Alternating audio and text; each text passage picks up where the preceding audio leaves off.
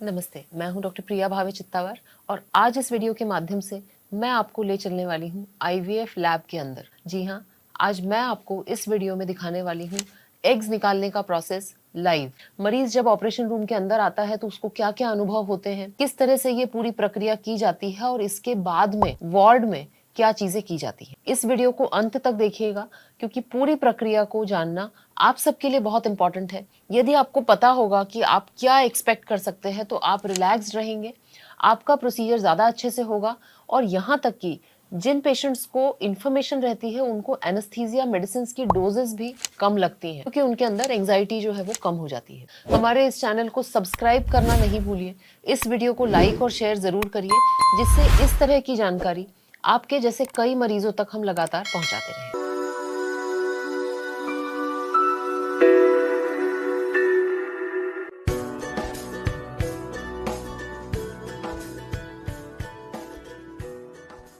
Egg retrieval का procedure ये एकमात्र ऐसा प्रोसीजर है पूरे आईवीएफ के जर्नी में जिसमें मरीज को भर्ती होना पड़ता है। इसके पहले तक आपका कामकाज हॉस्पिटल आके इंजेक्शंस लगवा के सोनोग्राफी करके आप घर जा सकते थे, परंतु एग रिट्रीवल के पहले आपको भर्ती होना पड़ता है। ये जो भर्ती होती है इसे हम डे केयर एडमिशन कहते हैं, यानी कि सुबह आपको भर्ती किया जाता है और शाम होते होते आपको डिस्चार्ज कर दिया जाता है। प्रोसीजर के पहले के 3 मुख्य प्रिकॉशंस जो है वो आपको लेने होंगे।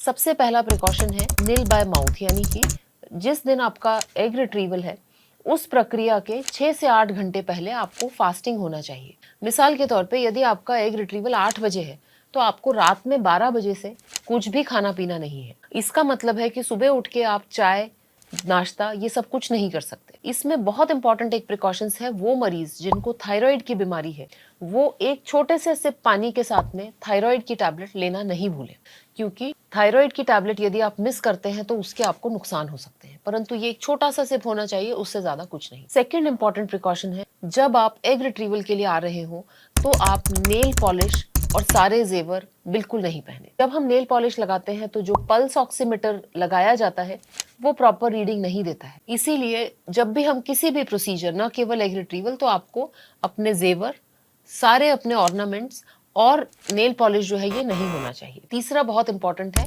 Part preparation. पार्ट प्रिपरेशन से मतलब है कि जो नीचे के अंग है वहां पर के जो बाल हैं उसको आपको क्लिप करना है। हम शेविंग नहीं रिकमेंड करते क्योंकि शेविंग से इन्फेक्शन के चांसेस ज्यादा हो सकते हैं। पार्ट प्रिपरेशन में हम हेयर क्लिपर से नीचे के बालों को ट्रिम करना रिकमेंड करते हैं और इन 3 प्रिकॉशंस के साथ आप आके एडमिट हो सकते हैं। जब आपका एग रिट्रीवल होता है तो आपको ऑपरेशन रूम के अंदर लिया जाता है।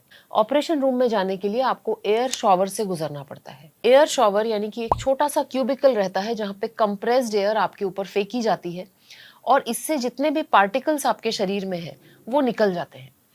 आईवीएफ लैब एक बहुत ही सुपर स्टराइल एरिया होता है और ये जो छोटे छोटे पार्टिकल्स हैं इनसे क्लीन होकर ही आप इसके अंदर एंटर कर सकते हैं। जब आप एंटर करेंगे तो आप पाएंगे कि एक मैट है जो कि चिपचिपा है, इसे स्टिकी मैट कहा जाता है।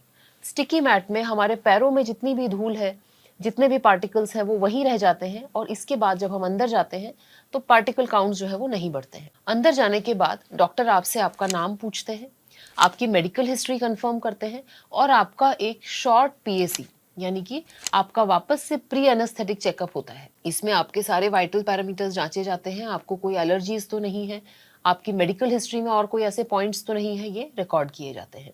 जो इस प्रक्रिया में बेहोशी दी जाती है उसे कॉन्शियस सिडेशन कहा जाता है। कॉन्शियस यानी कि जगे हुए रहना, सिडेशन यानी कि नींद की दवाई देना। अब ये कॉन्शियस सिडेशन का मतलब होता है कि पेशेंट पूरी तरह से एनेस्थेटाइज नहीं है, उसको दर्द महसूस नहीं हो, इसके लिए कुछ इंट्रावीनस उसको एजेंट्स दिए जा रहे हैं जिससे उसको दर्द नहीं हो, पर वो कंप्लीटली जो है वो एनेस्थेटाइज नहीं होता है। ये बहुत अच्छी बात है क्योंकि इसके कारण इस प्रोसेस से रिकवरी बहुत फास्ट होती है।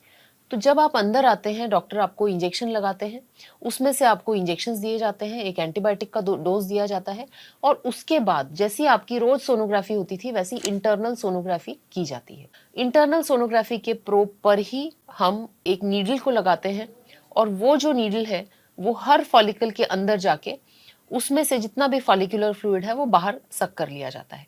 इस फॉलिकुलर फ्लूइड को हम एम्ब्रियोलॉजी लैब में देते हैं, वहां पर डॉक्टर इसको स्क्रीन करते हैं और उसमें से जो एग्स हैं उसको अलग निकालते हैं और जो बाकी फ्लूइड है उसे डिस्कार्ड कर दिया जाता है। सारे फॉलिकल्स हो जाने के बाद में नीडल को निकाल लिया जाता है, पेशेंट की वेजाइना क्लीन की जाती है और इसके बाद इमीडिएटली पेशेंट को पोस्ट ऑपरेटिव रिकवरी में शिफ्ट कर दिया जाता है। रिकवरी एरिया में आपका ब्लड प्रेशर, पल्स, ये सारे पैरामीटर्स चेक होते हैं। जब आप कॉन्शियस हैं, अच्छे से बात कर रहे हैं, तब आपको वार्ड में शिफ्ट कर दिया जाता है। वार्ड में शिफ्ट होने के 1 से 2 घंटे बाद आप सबसे पहले उठ के बैठ सकती हैं, पानी पी सकती हैं और लगभग 2 या 3 घंटे बाद आप नॉर्मल खाना भी खा सकती हैं। इस प्रोसेस में कोई पेशाब की नली नहीं डलती है। प्रोसेस के 2 या 3 घंटे बाद आप उठ के यूरिन करने भी जा सकती हैं। आम तौर पर डिस्चार्ज हम 5 से 6 घंटे बाद करते हैं, जब पेशेंट एक बार यूरिन पास कर चुका होता है। ओवरऑल यदि आप मुझसे पूछें तो ये बहुत ही छोटा, बहुत ही सेफ और टोटली पेनलेस प्रोसीजर है। तो इसके बारे में किसी भी तरह की एंजाइटी आप मत रखिए। इस वीडियो के माध्यम से आपने ये जो सारी चीजें देखी, उससे आप समझ गए होंगे कि ये बहुत ही आसान प्रोसीजर है। इस प्रोसीजर के बाद बहुत महत्वपूर्ण है कि जो इंजेक्शंस आपको बताए गए हैं वो आप स्टार्ट करें। इसके बाद प्रेगनेंसी को सपोर्ट करने के लिए प्रोजेस्टेरॉन इंजेक्शंस लगाए जाएंगे। अगले दिन आपको फर्टिलाइज कितने एग्स हुए ये बताया जाएगा और तीसरे या चौथे दिन जो है वो एम्ब्रियो ट्रांसफर करना है या एम्ब्रियोज फ्रीज करने हैं, ये निर्णय किया जाएगा। आशा करती हूँ कि ये जो आपको लाइव हमने दिखाया एग रिट्रीवल, ये देख के आपको अच्छी जानकारी मिली होगी और आपका कॉन्फिडेंस बढ़ा होगा। धन्यवाद।